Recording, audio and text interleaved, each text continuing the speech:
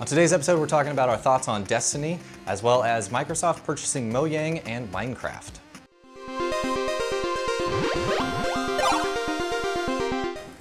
What's up, everybody? Welcome to the SaveState podcast, a podcast about all the things you love in nerd culture. I am your host, Landon Barton. I'm joined beside me with two of my best friends, Ryan Royal and Derek Owen. And today, we're going to be talking about something that I know Dirk and I have been playing a lot of. What game is that? Destiny. What do you think of it so far? It is incredible.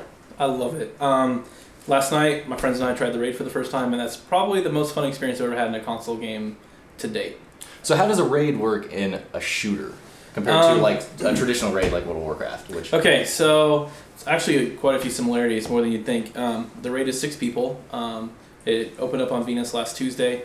Basically, you have to be level 26 to do it. We showed up, and the dungeon is full of Tomb Raider style puzzles, which is nothing I've ever experienced in a raid before. To get in the door, there are 3 separate platforms. We assign 2 people per platform, and every 30 seconds a wave of enemies and an elite Minotaur spawns, which is, as people know who play the game, it's a really strong robot.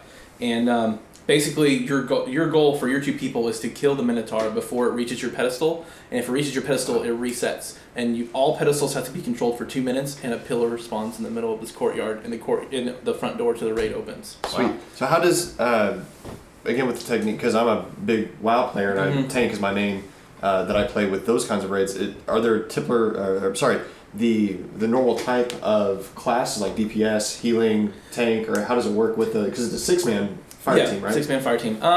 There's a little bit of elements of, say, tank, DPS, and healer in the game. There isn't any healing. There isn't an aggro table, so you can't really tank enemies or They're tank all a pretty boss. level, though. Like, it's not... I haven't noticed, like, some of the classes, they're not so drastic as, say, like in a World of Warcraft or a traditional MMO. Yeah. They're all pretty... You can't go into...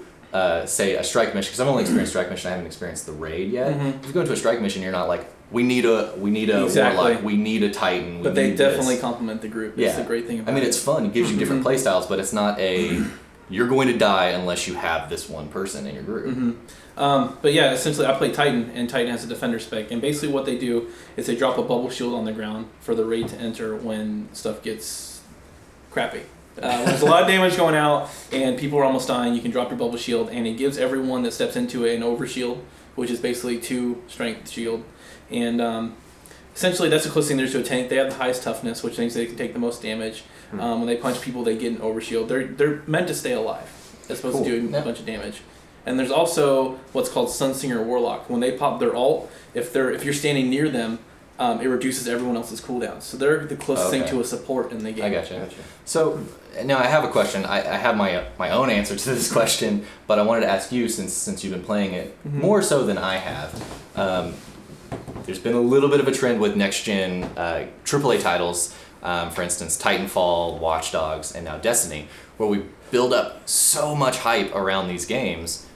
Can they live up to the hype? Does Destiny live up to the hype? Is it as good of a game? The reviews are kind of mixed. The reviews are very mixed. Man, I went into this game before the beta. I didn't do any research in this game. I went into this game knowing that it had a little bit of MMO elements, a little bit of MMO elements, and a little bit of shooting elements, and that's it. And I'm having a blast. But I know that this game has some serious hype. I don't think anything can live up to the hype we're giving these next gen games. I think that's the problem, and I know that there was hype around when the PS3 and the Xbox 360 and the Wii launched and their new titles. Everybody was excited. I don't remember the hype being this insane. I don't think so. I think we're setting them up to fail, honestly. A little bit. Now, I will say, I think Destiny is an awesome game. I'm enjoying the heck out of it. I don't really know why I'm enjoying the heck out of it. I think it's going to be one of those games I'm going to play for a long time. I don't think it's going to die off in the same way Titanfall did. Really, nobody's talking about Titanfall anymore. It's kind of dead, which is sad. Titanfall was a cool game, but I think Destiny's going to hold a little bit stronger than, say, Titanfall will, and I don't really know why. Well, I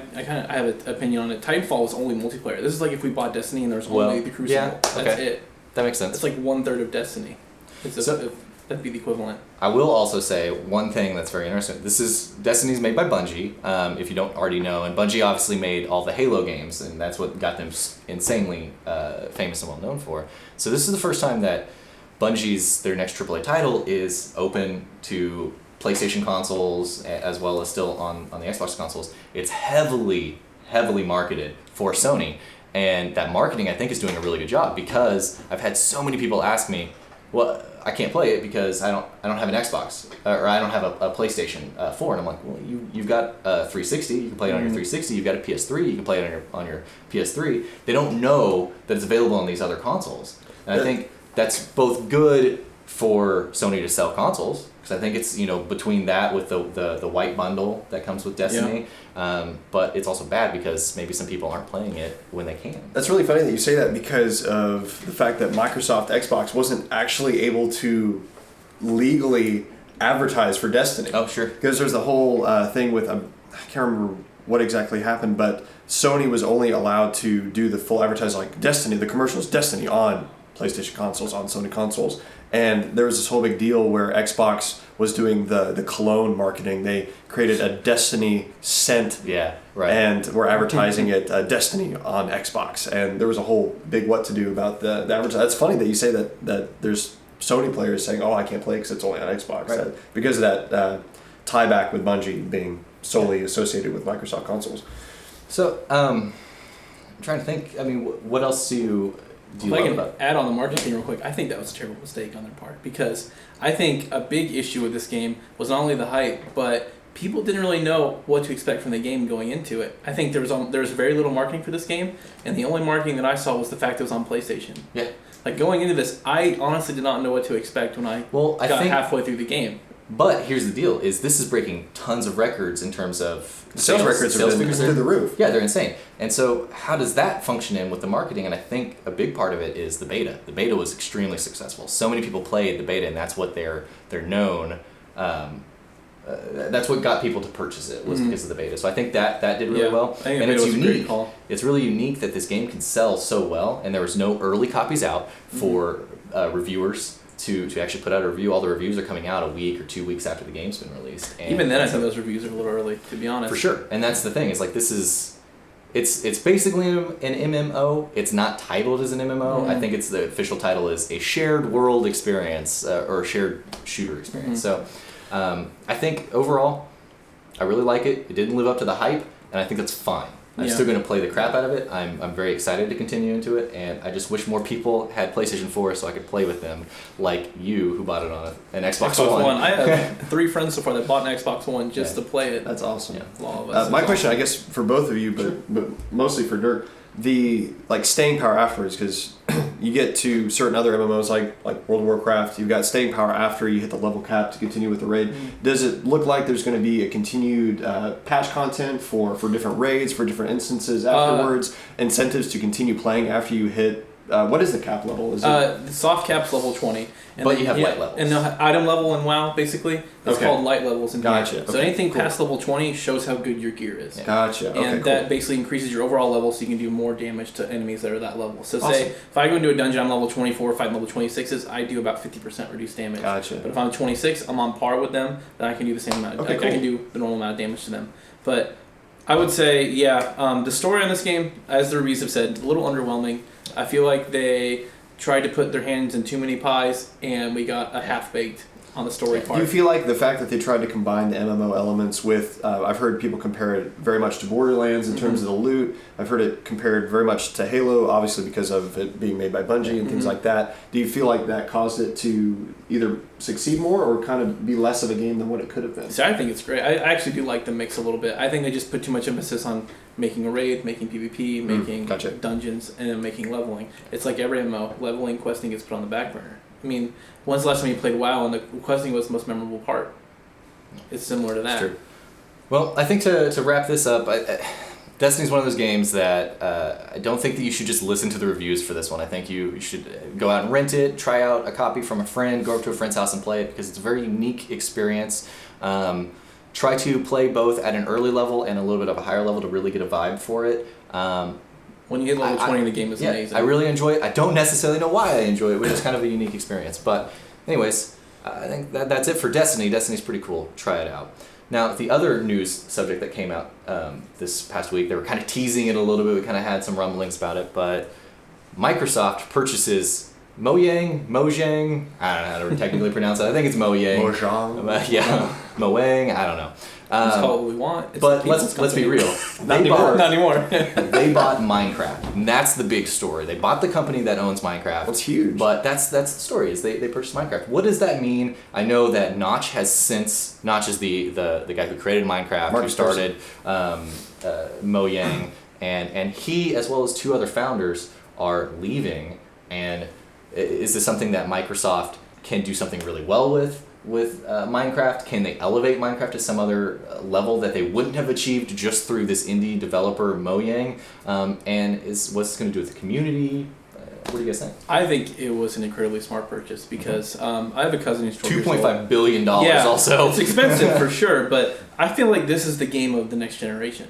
Like my cousin, he's 12 years old. Statement. Yeah, they spend the next hours. generation of people. Like, the next kids. Like when these kids grow up, okay. this is the game they're gonna remember playing with their friends. So this doesn't scream PlayStation 4 and Xbox One. No. Those scrappy. We grew up on like Mario and GameCube and Yeah. stuff like that. But these kids are gonna be like, we played Minecraft every year for years, and my cousin comes over on the weekends, comes to visit. He does the same exact thing. He just makes a house, makes a farm, kills things. And then he gets on the public servers and plays Hunger Games, plays Turf Wars, and that's it. And that's I feel the like thing, that they bought the mind share for these young kids that are going to be lifelong Minecraft fans. They're going to be the people that are going to go into a Target or Walmart and buy the merchandising. Like, I think that might be the bigger purchase for them, is that Microsoft, I think, can do the merchandising better than Mojang maybe could have. And I think that's where they're going to make up a lot of that. Well, they've even projected that by the 2015 fiscal year, they're going to have made all of that $2.5 billion back. Well, see, or it's approximated anyway. My understanding was a little bit different than that. My understanding was that they were,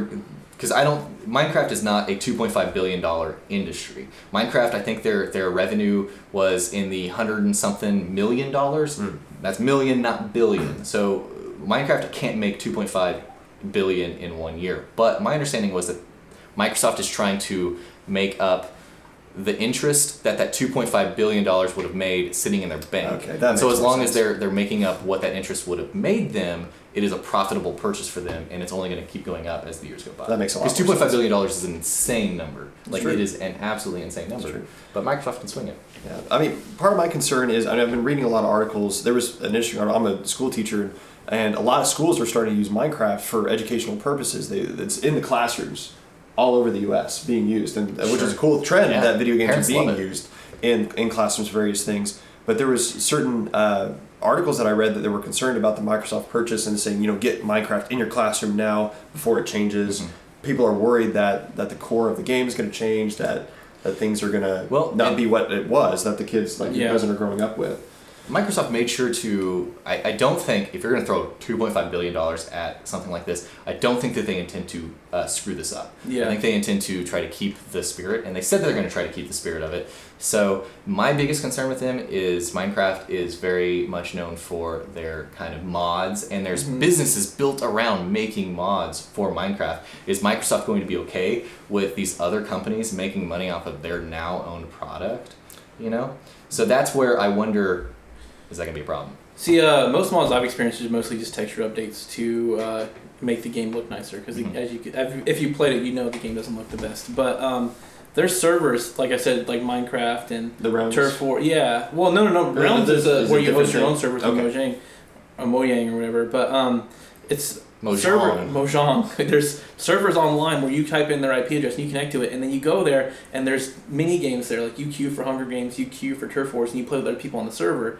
And then I watched my cousin play today, and there's a wall of microtransactions. For $2, you can be a silver member. For $4, you can be a gold member. And when you do Hunger Games, you start with a little bit of extra armor, a little bit like a stronger sword. And it went up to $150, and just they're microtransacting the crap out of kids. Yeah. And I think Microsoft had a problem with that. I think if they toned down the public servers and them cashing in on players and made their own adaptation of the games, or had more policies regarding microtransactions, I think they can make Minecraft much more profitable. But I think for mods such as texture updates and little things like that, I don't think they're going to have an issue with that. Now, both of you kind of give me a quick wrap up of overall yes or no, good purchase. Do you think it's going to be okay? Think Minecraft will continue to expand? Are you troubled? Kind of just quick wrap up on that. I'm hopefully optimistic. I think Microsoft, with the resources that they have and the brain power, they can do some seriously cool stuff with it.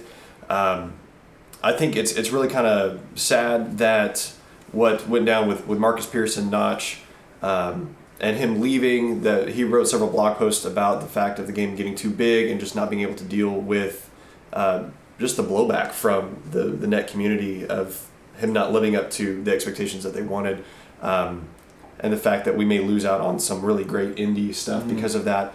Again, hopefully optimistic. We'll just have to wait and see. I think it's a great purchase. I'm excited to see where Microsoft takes it. Hopefully they don't make it a competition thing. You know, take it away from PlayStation, take it away from other. They need to expand this. This needs to be on iOS. It needs to be on Sony. It needs to be everywhere. They need to take this separate from Xbox, and hopefully they continue to expand it. Hopefully they can keep that indie feel, and hopefully they can polish it some more. Well, let us know what you think in the comments. Microsoft purchasing Mojang, good purchase, not a good purchase? Let us know in the comments. Thanks for watching this episode. Stay tuned for later in the week when we do a Surge unboxing. We play Johann Sebastian Joust. We do a lot of fun stuff, so subscribe to the channel, check us out. Thanks for liking and commenting, and we'll see you guys next time. See ya.